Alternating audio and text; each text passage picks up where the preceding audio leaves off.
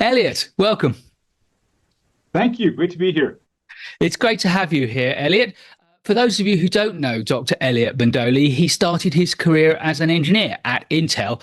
But then, after a series of academic posts, he is now the Fisher College of Business Distinguished Professor at The Ohio State University. And he leads their master's program in business analytics.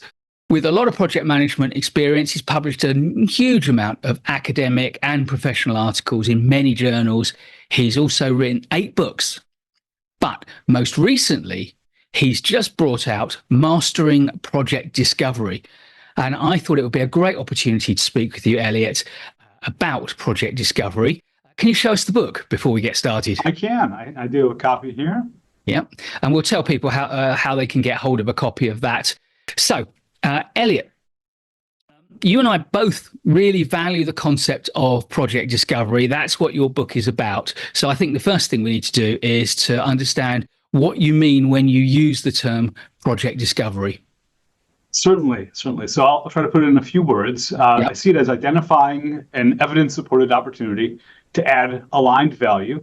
Now that's maybe a little bit too terse, but if I wanted to restate it, I might say outlining a project whose objectives are measurable, ostensibly impactful, and in line with broader strategic goals, and for which both evidence development and action are pursuable in some kind of a cost-effective manner. Yeah. And when I use the term project discovery, I think it's actually rather nice. It's almost like a metaphor that we're out on a journey to discover what this project is all about. And for me, there's a kind of whole load of things that we need to find out about the project. In my environment, the kind of projects I manage, what are some of the things that you are looking for in your idea of project discovery? What are the important things that project managers need to be focusing on? Well, so many of the projects that I manage are in the what we might call the business analytics space, although I've managed work and helped people get through projects in a host of contexts. But we focus on ones that have information that has been measured over time and for which we have available access so that we can analyze the existing trends and the prospect for change. That in the realm of analysis is what one would say is probably foundational. It's, I think, intuitive for a lot of individuals to think that, well, if you're going to do analysis, at least, computational statistical analysis, you need data. It's true. Yeah. But you need the right data. And so often do we have mismatches, misalignment between what managers would love to do and what analysts can actually do because of a disconnect between what has been captured and what can be captured in data and what is needed for evidence to support the actions that managers would like to enjoy seeing benefit from. Excellent. So this all makes lots of sense. In summary, why do you think people should be putting more emphasis on project discovery than my experience is actually a lot of people kind of rush through that stage and trying to get onto let's start planning it because then we can deliver. Why is this so important? I agree. And I think that people do have a tendency, and this is maybe just human nature, to try to get to an endpoint quickly. And often what that means is taking the most immediate path forward, even if it isn't necessarily the best path forward, even if it isn't setting the most impactful objective for the organization that you could really support with evidence. And what you end up having are project failures. And you look at the numbers, groups like Gartner and other institutions that measure project success, and especially project success that has a large analytical component to it, they're failing 80% of the time. And that's a huge number of fails. And this is not one would hope that maybe they got right back up off their feet and they started a new project, but that's not always the case. Sometimes you generally have failure that people are walking away from and gaining very little, rather than spending the right amount of time upfront thinking about the landscape. Like you say with your analogy, exploring, looking for where opportunities really exist rather than just plowing through with brute force to try to get to an endpoint.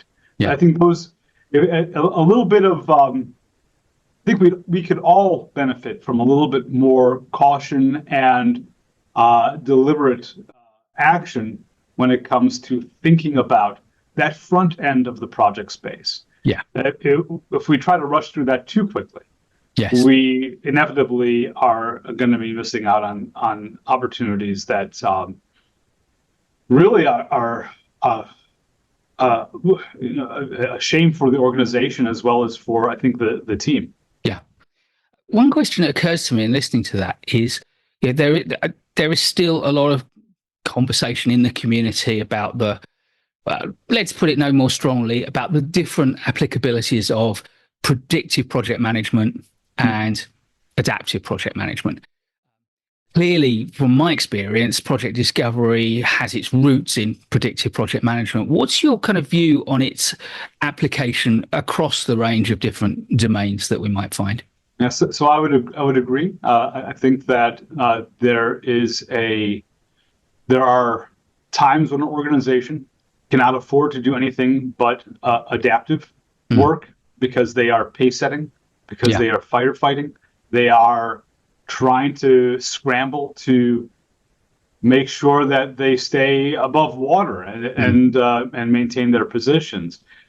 There are, of course, in between moments, and many firms, exist between the continuum that is flanked by firefighting and pace setting. Yeah. And in these, if you want to call them doldrums or kind of quiet times, there are a lot of opportunities, and you see a lot of predictive work taking place, and there's a lot of opportunity for discretion. We see project managers are given the time, the resources that they need to truly engage in discovery in a manner that is unfettered by the expectations of a organization facing a time crunch. Yeah. And that is not to say that discovery can't happen. Yeah.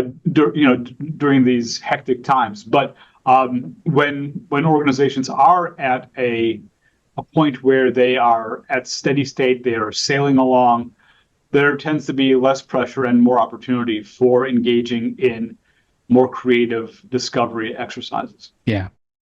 I think that makes a lot of sense to me. And I think it's something maybe we'll come back to, how you might apply some of the ideas to a more agile environment. But before that, I think we actually need to understand the basics of the project discovery process. Now, your book is, I think, it's an advanced text. It is designed for practitioners working on very complex projects, often in data-heavy engineering domains. It's not going to be a pickup book for a new project manager working in business projects with a large kind of what we might call soft component.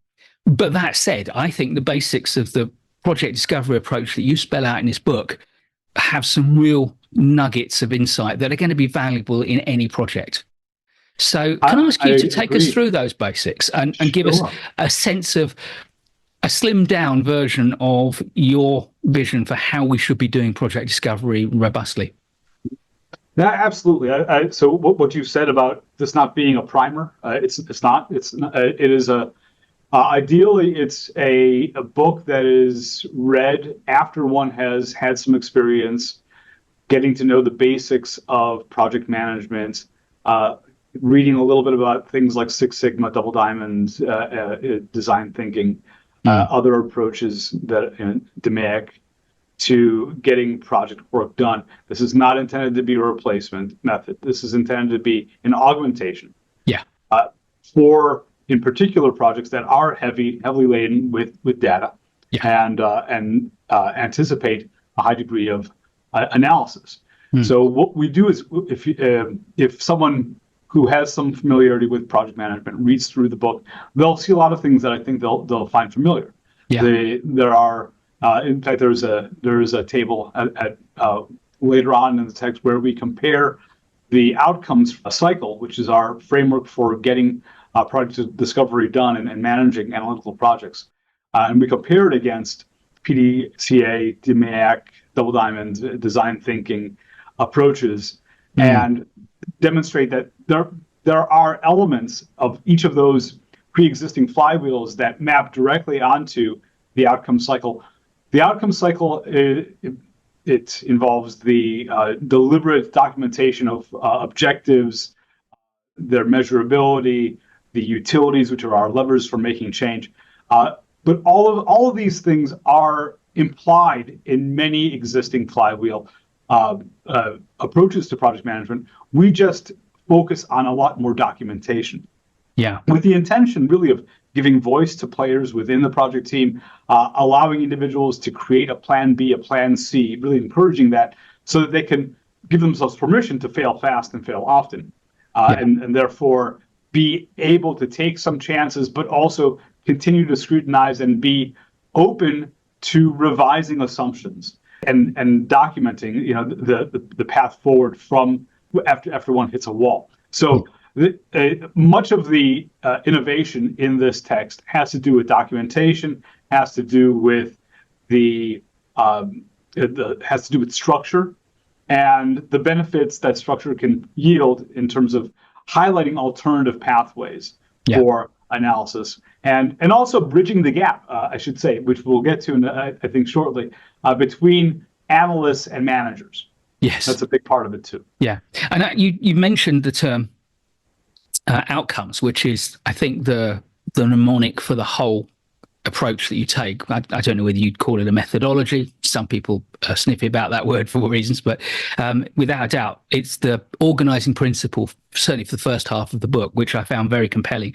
So I think it would be really helpful for us if you could take us through the basic approach that the outcomes mnemonic spells out. But before you do that, you've referred to flywheel methodologies like DMAIC and PDCA, as well as this.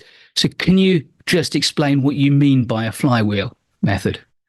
Yeah, well, so as a framework, a flywheel, it has implied to it a path as well as some circularity, so recursion, iteration.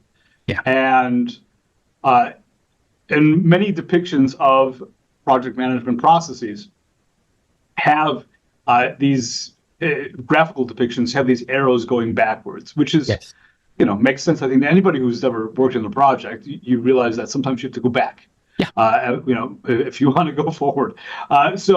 The notion of the flywheel, I believe that term, not coined by me but by others, came into being because they wanted to impress upon individuals the idea that these are cycles. These are not just straight line paths with a terminus, but rather activities that continue. In fact, even when one is done with a project, one might return to a project where it has left off, right, to continue it. So I think the intention of continuous improvement and continuous development that go beyond and within projects, activities, is what the flywheel term is intended to depict. And certainly the outcome cycle has that structure as well. At every stage, we have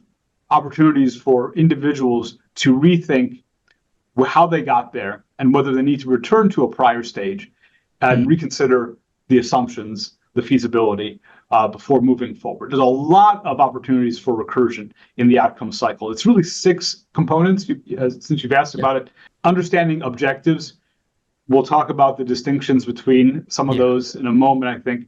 Understanding the utilities or the levers, the means by which to pursue those objectives managerially and generate analytical evidence within an analysis team for those objectives. Going into the connections, that is the manner in which the levers and the objectives are connected to one another. And then later on, taking all of these concepts that may have yielded a cause and effect conceptual diagram and really operationalizing them in a modeling structure where you are defining what are you trying to predict with what, by what structure, by what method, and eventually extracting the insights from such modeling. So we call those stages manifest and explicate, because you're operationalizing your concepts in a formal model. Analysts, do this all the time, but then also you're cranking, you're allowing applications, software platforms to evaluate the model that you've developed, and then you're scrutinizing the results. And of course, at any point, you might discover that in building the model or in getting results from the model, there's something that's not real, that has been captured incorrectly, or there is something that you've missed out. There's something systematic that has to be included because the results just don't make any sense. Yeah. And so again, recursion, iteration, returning back to some of the earlier squares to make adjustments, follow alternative plans, and all along the way, again, we're documenting and documenting everything we do so that we can meaningfully back up and adjust. Yeah, I'm glad you defined flywheel, because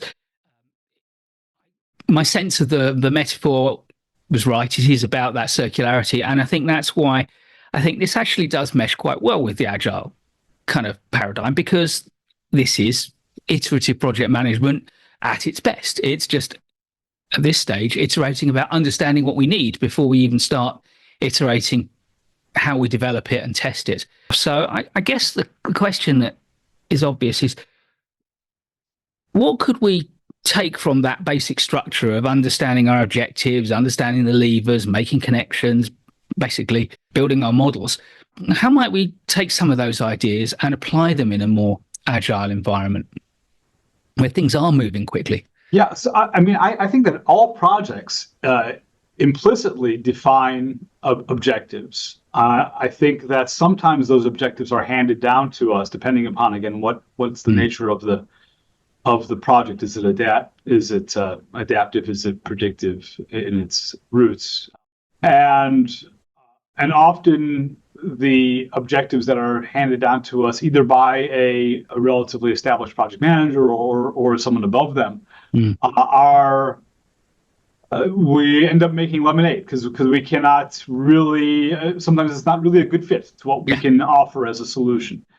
Sometimes it is a fit, but there is I think there are opportunities for tweaking or adjusting or providing nuance to what are the stated managerial objectives that if are within the purview of a project team to control.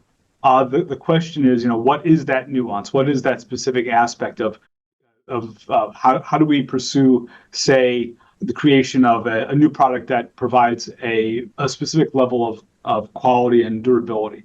What do those terms even mean? How do we quantify those things? The manner in which we quantify them is at some level of purview of the project team.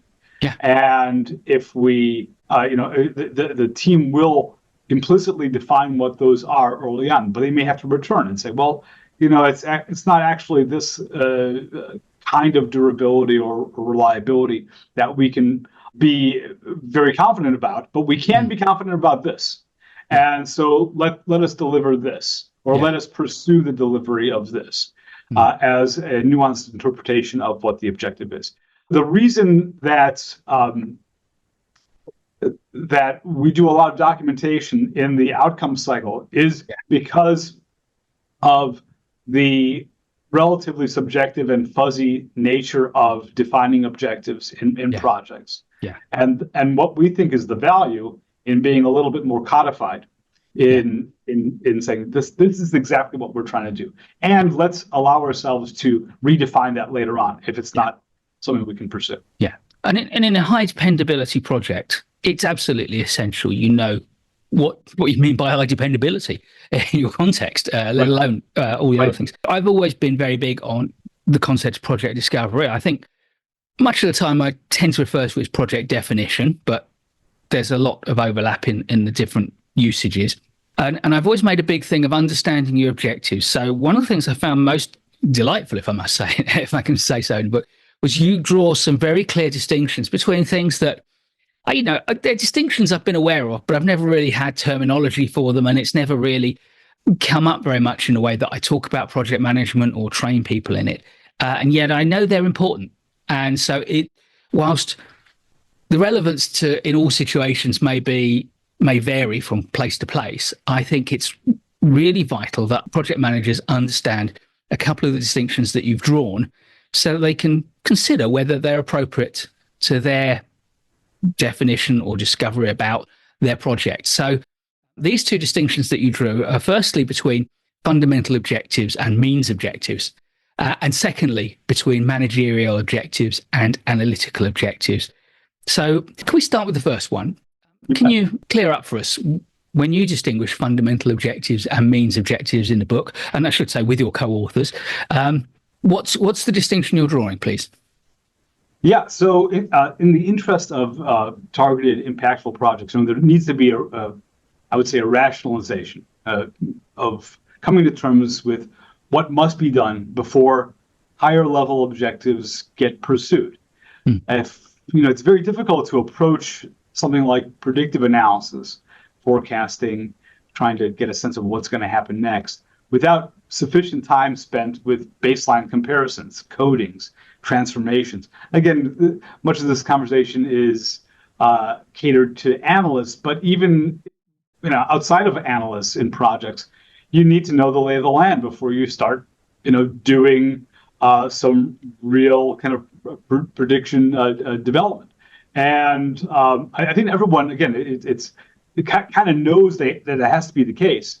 But these intermediate objectives, getting to know the nature of the context in which you're working, getting all the facts down, having an understanding of what is different between these two things and to what degree.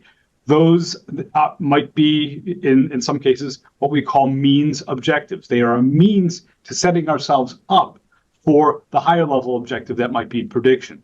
Similarly, it's nearly impossible to pursue truly what we would call prescriptive analysis, where we are optimizing based on a limited budget or limited time frame what we should do without predictive work having been done. And so in that sense, predictive work could be a means, getting a strong predictive model or a good predictive rule of thumb up and running is a objective that we would want to pursue ahead of making use of it in a prescriptive sense. And these distinctions provide the benefit of having intermediate deliverables that you can report on, that you can point to, that you can come, hang on the wall, and also a recognition of paths forward in analysis, as well as paths forward. I would say also in actual managerial actions and setting expectations and letting them know that you're getting things done.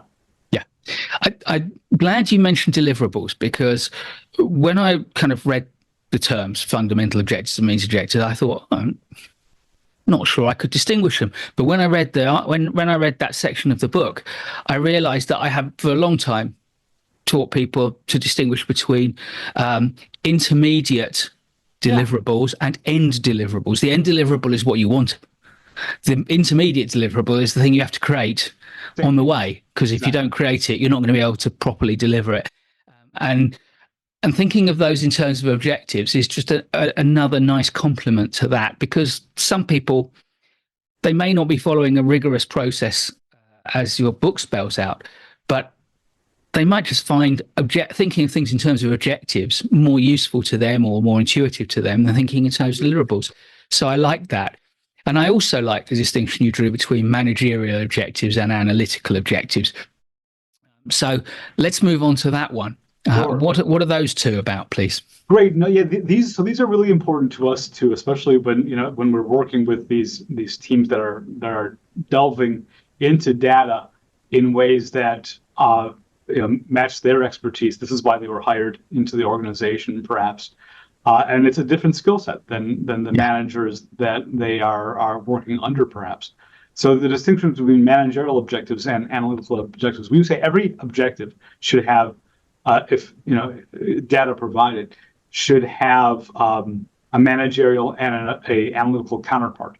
Yeah. They really are there to create this dialectic bridge. Managers want to be able to measure impact from a project and want to measure the value of intermediate and deliverables, means and fundamental deliverables.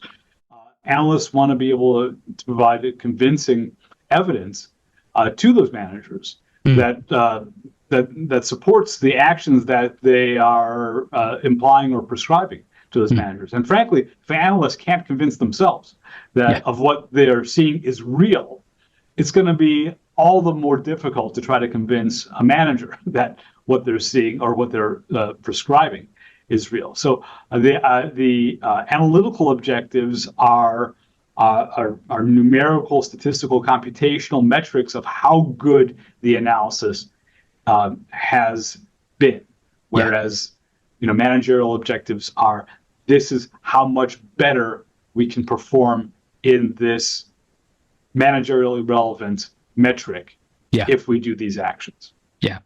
And not coming from a data analysis background, this one I struggled with a little when I read it. And then the penny dropped. And so I'm going to test with you what I wrote in the margin of my copy of your draft.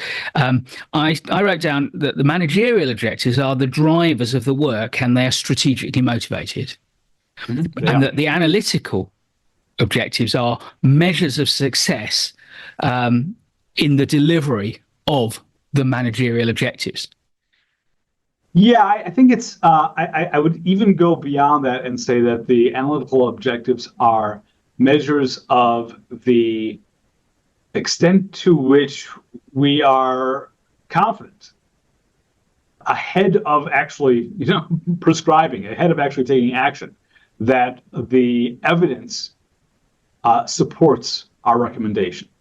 So it's they are, managers of course care about the outcome. They care about does this thing work? Are we impacting the market the way we want? Are we getting a financial return on this?